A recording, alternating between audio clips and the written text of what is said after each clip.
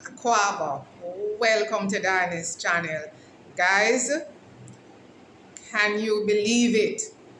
The 29th of March 2024, which is Friday, it will be 2 years since Diane S. has been living in Ghana. Yes, 2 years. As such, I think I can bring you the latest and where we are 2 years in. First of all, let me start off by saying that Ghana does not have full restoration of their internet as yet. I was told that they are getting aid from their foreign partners. And so on the MTN and the Telecel, it comes and go, but certainly much better than the last time we spoke on that. And I did obtain the Airtel Tigo, AT for short, network. So I now have the three, and I must admit I'm mostly using the AT because I'm not having so much challenges with it. But the good news is you do have some semblance of internet access, but again, Ghana is not going to have full restoration for, I will say, an additional couple more weeks. So moving on quickly from that, I have to say thank you to my subscribers who have been rocking with me from day one. As you know, I'm a novice on this YouTube forum, platform, space, and it's my phone that's doing everything. Me and my phone. And so we're at 2,300 and something subscribers as of today, and I am truly grateful. Again, how the content comes out, the purpose of this channel. And so, with 2 years in, took a chance, it's not bad at all. And so again, thanks to the subscribers, thanks to the viewers, those who come in just tuning in, thank you. And again, I ask you to share, because that's how the Diana's channel will also grow, by you sharing it to all and sundry. Next thing is the one-on-ones that you guys like. I have done, since touching down in Ghana, 42, my last count, one-on-ones. And the one-on-ones have comprised of not only the Jamaican diaspora, even though majority are from the Jamaican diaspora, those persons who, whether they are in the UK, US, or Canada. We also have Jamaicans who have been living here in Ghana that have been on the Diana's channel in one-on-one. We also have Americans born in America, right? Not of Jamaican parentage or not Jamaican in their bloodline, have been on the Diana's channel in a one-on-one. Outside of Ghana, I had one young lady from Tanzania who came in and we did that one-on-one. So the 42 one-on-ones, is a nice blend. And I tell you that I'm diverse. They're all diverse. Every one-on-one is not the same. They are all unique to the individuals and their personalities, and that is what it is all about. Because one of the things for Diana is, it's not for me, my life, my liberty is Diana's liberty. But when I engage you and when you reach out to me and we move from email and we start to have that conversation, that natter, I'm all about what it is that you want, right? Because it's about you. It's not so much about Diana S at all. And with that, persons have been inspired and motivated by the one-on-one, and that warms my heart because that's the purpose of the one-on-one. And so for each person who came on the Dan S channel and opened up themselves to a certain degree, you went through it and shared your story, thank you very much. I've also had, not a lot, but 2 developers who have been on the channel, bringing building in Ghana perspective to the global space. Again, shout out and thanks to them, because every one-on-one, based on the feedback, I'm realizing how it is helping you in some shape or form in making it destination Ghana. Hear me, not destination that, but come to me. Sorry, destination Ghana, even though Dyness is here to facilitate you. And I also want to shout out, I have some donors who have donated to the Dan S channel. Thank you very much, because I tell you, gratitude is a must in Dan S life. And we're talking coming from as far as China, obviously the US and the UK. So we're going to shout out Maxine P, thank you very much for your donation. Hula, thank you very much for your donation. Howard D, thank you very much for the donation, because it will just assist the Dyness channel for us to continue growing and trying to connect and reach out with persons who are here in Ghana. And again, guys, you want to be able to donate anything, it's down to you. Before you even contact me, we have the Cash App, we have the Zelle, we have the PayPal. So again, shout out to you guys. Also shout out to each and every commenter who takes the time to drop a little one-liner or to share or add value in the comment section to whatever vlog that comes out. Again, thank you so much. Now, get your pen and paper. We're going to talk about what it is 2 years coming in. Guys, when I arrived in Ghana, landed on the 29th, Tuesday the 29th of March 2022, the rate of exchange, 7 Ghana cedis for $1. Where we are today, bordering 12 to 1, 12 Ghana cedis to $1. And guys, I am told that it looked like it's going to go up to 15 to 1. Why is that important? Again, you guys out in the diaspora, and again to my Jamaicans who may be thinking of coming directly from Jamaica into Ghana, I would like you to start to look at your budget. When you are even going on the YouTube platform and you're looking into accommodation and you're looking at land, there are a lot of things that you guys are looking at. I am saying to you, increase the budget by 30% and in some cases 40%. If you are coming in, let us start look at those who are coming in to choose Destination Ghana as a vacation. Right now in 2024, I am saying to you, if you're looking at Airbnb and you're looking to stay in Accra as your base, you have never been to Ghana before, right? So you need to factor in transportation, based on your bucket list, what it is you need to do. If you need me to facilitate you and head out to do the boots on the ground, it is moving around day to day. So what it is that you require, whether it's public transportation or private transportation, you need to know that. But for seeking accommodation, I will say to you right now, start budgeting at a minimum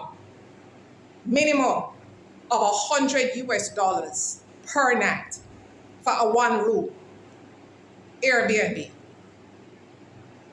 If you want to go into the hotels, and many persons say, oh, I want to go be close to the airport, push it up. Bump it up. Go straight up to $150 per night outside of peak season.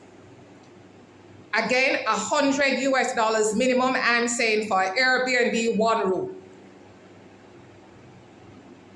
Hotel, let's go up to 150 per night outside of peak season. I'm giving you these budget guys so that if you get something lower, woo, you're going to say, wow, I got a good, that was good. But I want you to remove from some of the prices that you tend to see on your quoting, because what you're seeing online is not often the same thing when you land. And Diana's channel is just to try to let you get a visual. Even when I'm speaking, try to visualize certain things. Because you're coming from far to come here. And I don't want you when you land and go pick up your stuff. And you get to the accommodation, you start getting antsy. You know, I had someone that I picked up at the airport and they had booked their accommodation online.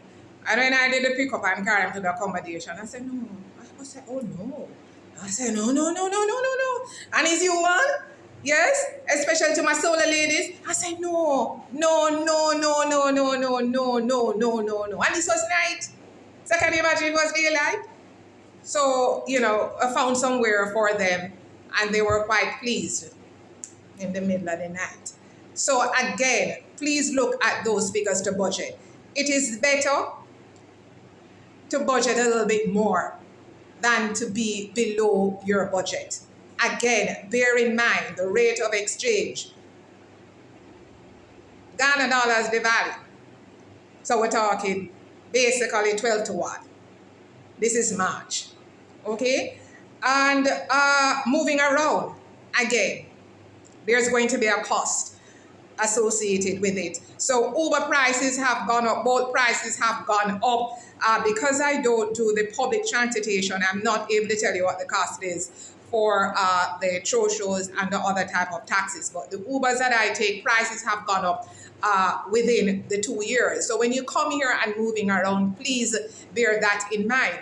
And so if Accra is going to be a base for the time that you're coming here, remember this segment are for the persons coming in for vacation, to explore Ghana. They don't know anybody. They don't have no friends. They don't have any family. They don't have any business associates to come in to look.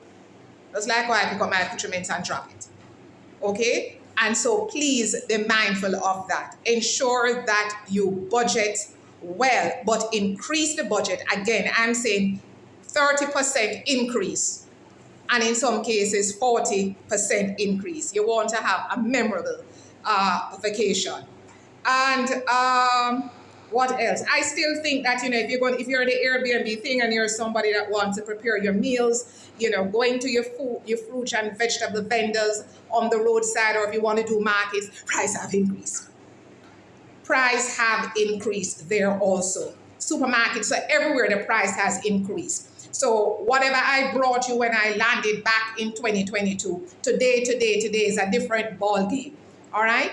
And so again, get everything in order, but please have some real expectations, not false expectations. I know people have this thing about, oh, well, it's Africa, I'm coming to, so A, B, C, D, E. You know, I am not too pleased that the dollar has devalued in such a short space of time, and this is what we are facing. But at the end of the day, it is what it is. But this is the price that we are looking at. All right. Now, for those persons wanting to make Ghana their home and they want to come in, explore for a period of time, and they're looking at land because they want to be building houses or looking at business opportunities. Again, push up those prices, right? Whatever you were seeing per plot, it increased. In some instances, that it has even increased. Double per plot. So that is another thing.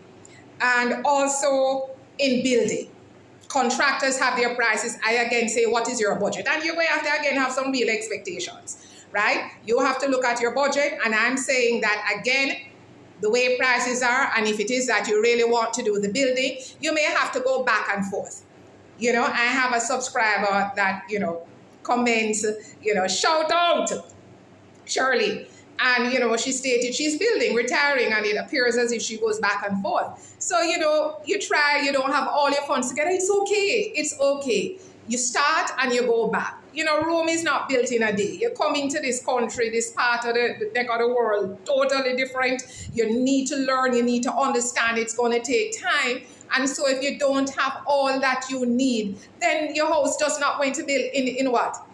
So relax, breathe, take it easy, enjoy, because you don't want to get sick, you don't want to get overburdened and overstressed. So it may just be that you have to go back to the drawing board. And if anything, you go back and forth to fund the building. I had somebody that reached out by email, and one of the things that they are very open to look at is getting a house that's partially done, which you'll call like a shell houses. And so, maybe they could pay something down and look at some payment plan, whatever the time frame the developer may have. And when they return to wherever, then they will do the thing where they work and come back and, finish up. So we look at options and we can make it real if it is you really want to be in Ghana. Dealing with the land again, 16 regions here in Ghana. I suggest you do some of the legwork yourself. And, if you want land for investment, I don't see why you can't get the land and have it for investment. It's one of those things. Just do what you have to, right? You may not be interested in building right now. That's okay. But you want to have land. Look at that. But please, as I say, do a lot of your legwork online and be prepared to make a visit into Ghana. Okay? Sometimes you can't just rely, especially on people to sort everything for you. The pace truly is a bit slow. Not a bit, it's very slow. The pace is slow in Ghana. And communication sometimes, especially, when you're here, sometimes you're trying to contact people in Ghana and you can't get through, so it's not everybody kind of have that type of, how should I say,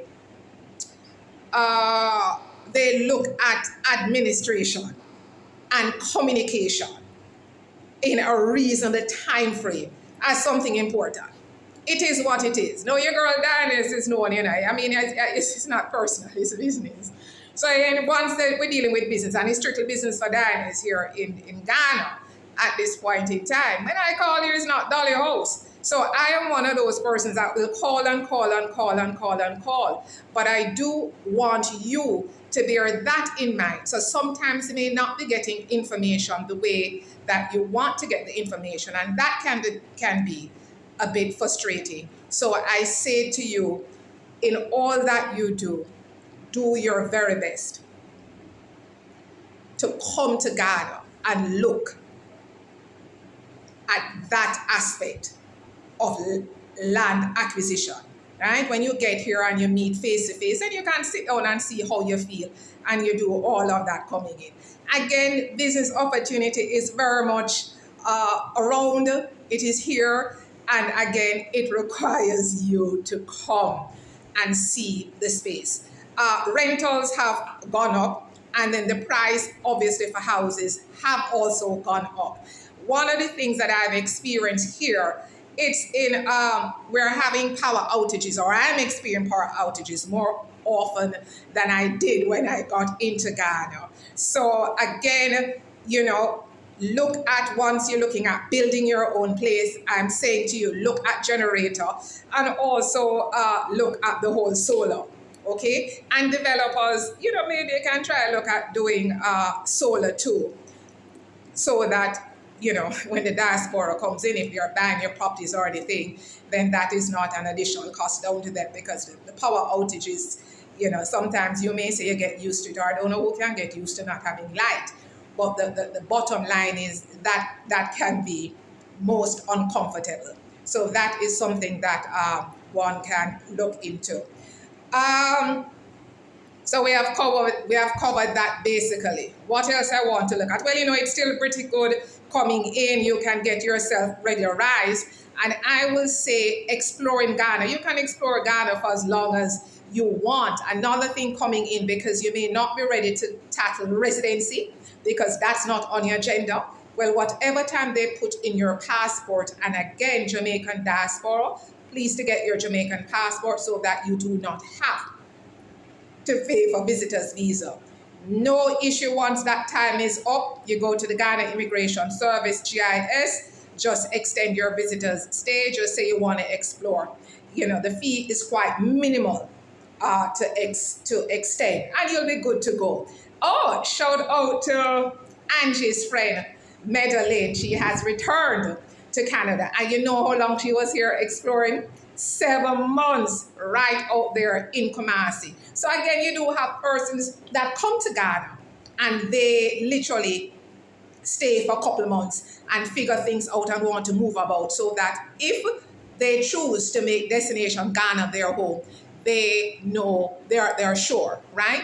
Because guys, not everyone for them is gonna say, boy, the spirit moved me, and for them, Ghana it is. For me, Ghana is home. You know, and sometimes when I'm out and about and people say, you're not going home, I say, sorry. I said, Ghana is home. I said, Jamaica is where I was born, the land of my birth. And I'll always be a Jamaican. Okay? My ethnicity is African, I know that. But Ghana is home. And so you can do that. It's A-okay. And so guys, still promoting Destination Ghana. Make it Destination Ghana. But sort yourself out, sort out your budget. Okay? And again, thank you very much for tuning in and rocking with Diane S. Please share, like, subscribe, and hit the notification bell. Thank you. God bless. May I say.